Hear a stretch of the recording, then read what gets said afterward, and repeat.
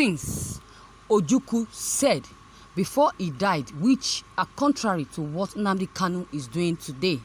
According to Wikipedia, Chukwuemeka Udomegwe Ojukwu was born on 4th November 1933 and he died in 23rd of November 2011, fulfilling a total of 78 years of life.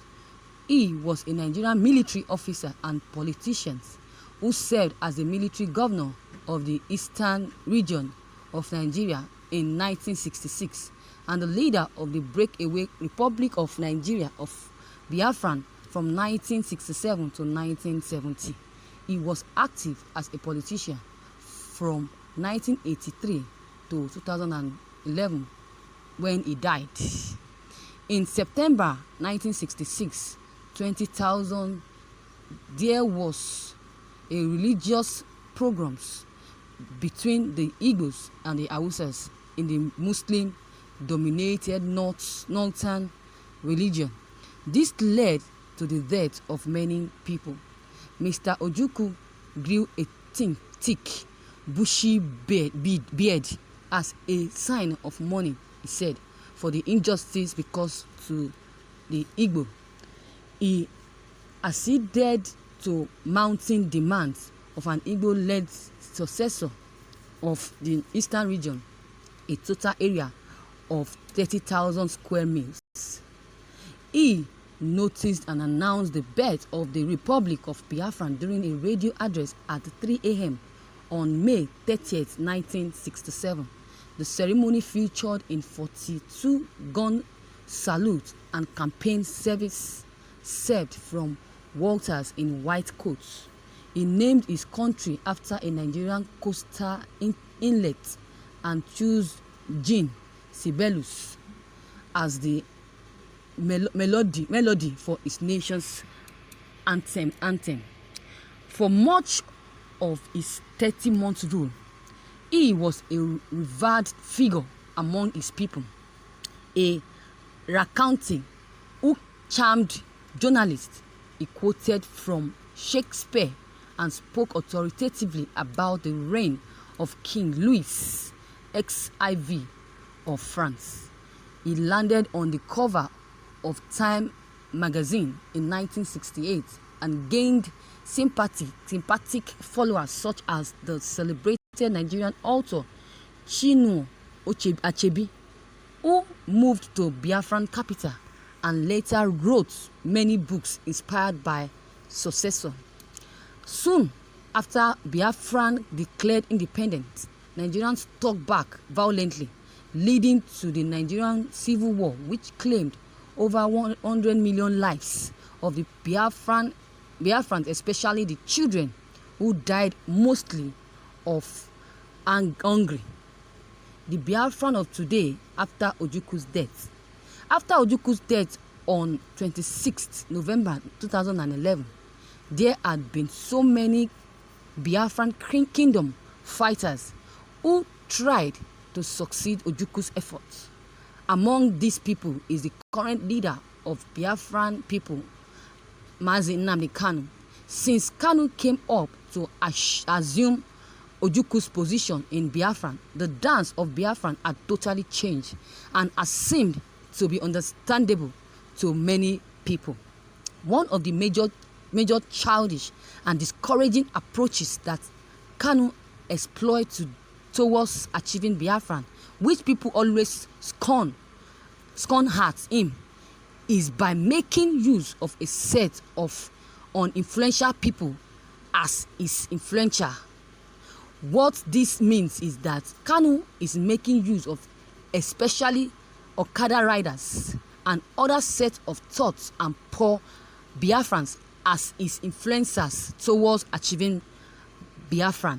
This approach was unlike Ojukwu's approach, who made use of top politician influencers during his agitation. So what were the three things Ojukwu said about Biafran before he died?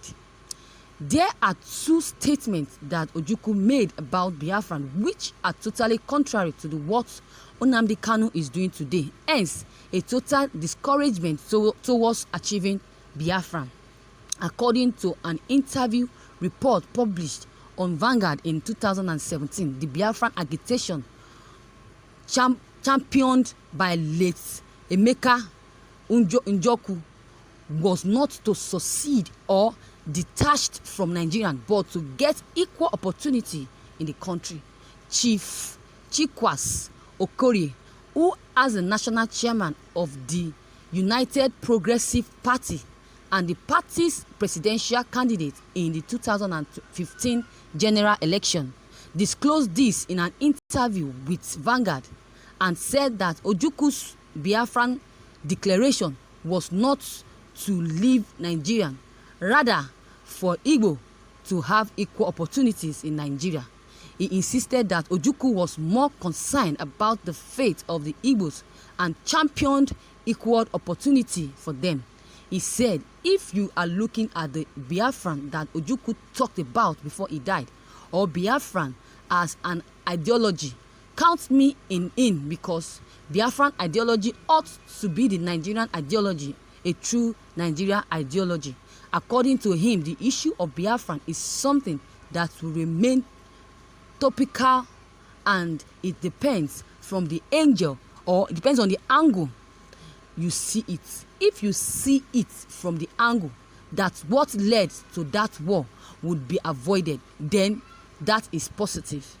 But if you are looking at it from the point of view of breaking away from the country, that is the negative side, for which no political party that is in this nation, in nature world, be part of. According to a post published on Daily Post on May 31st, 2017, where there was a video footage which emerged online about Ojukwu Chukwuemeka's advising people of the Southeast against engaging in another agitation for Biafra. In the viral video, Ojukwu was heard telling a foreign journalist that another successor or agitation for Biafra was not necessary. In Ojukwu's words in the video, he said, "I led the first one, and I can say I led proudly the first one, but I did not think a second one is necessary." This is another great. The third one is Biafran is an ideology. This is another great statement made by Ojukwu, which is very contrary to what Nnamdi Kanu is doing today, according to a report on SaharaReporters.com on 26th November 2011, concerning the interview that Ruf Okonkwo had with Ojukwu. The last question that Rudolph asked Ojukwu was, how does it feel like knowing that you are one of the world's historical figures? Ojukwu answered and said, I don't know whether I am or not, but certainly I do know that I can probably be the most Nigerian of Nigerians alive today. I always know that the failure of Nigerian has created a reflex, and that reflex can be called Biafran. I know that in the content of Biafran that existed, I am very important. Having said that, I feel that I have a responsibility to always point out the deficiencies of Nigeria and to make alive the alternative. That is why I say that there will always be Biafran, if not for Biafran of territory, Biafran of hearts. The emphasis from the statement above is where Ojukwu said Biafran of hearts. Literally, Biafran of heart means Biafran as an ideology, of which Ojukwu said that any citizen of Nigeria that has a justified mindset or good heart is already a Biafran. This shows totally that Ojukwu saw Biafran as an ideology. Conclusion: when you analyze those three statements from Ojukwu, you would get to know that his major interest was for the Igbo to have equal opportunities in the country. Do you agree with me? Nigeria, rather than splitting from Nigerian, as Biafran gets the independence. This is a total contrary to what Nnamdi Kanu is agitating for today. Kanu should learn from the godfather of his movement, because I think Ojukwu indirectly agitated for the full right of the Igbo rather than having a divided Nigerian, of which he used top political leaders to influence his movements. But today you see Nigerians they don't like Nnamdi Kanu. They don't like him because he says the truth. He's always against those governments that that does not have the interest of Nigerians at heart, that are wishing to destroy this country. So that is why they don't want him to gain its republic, Biafra to gain its republic.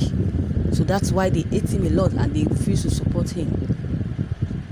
So viewers, with what you have heard and listened to concerning the Biafran IPOB leader and the former IPOB leader, which is Ojukwu, their comparison and the way they do things differently. What is your comment on that? If you have any comments, don't hesitate to drop your comment below the comment box. Click on the subscription button as well as the bell button to receive notifications whenever I publish any new video. And don't forget, share and like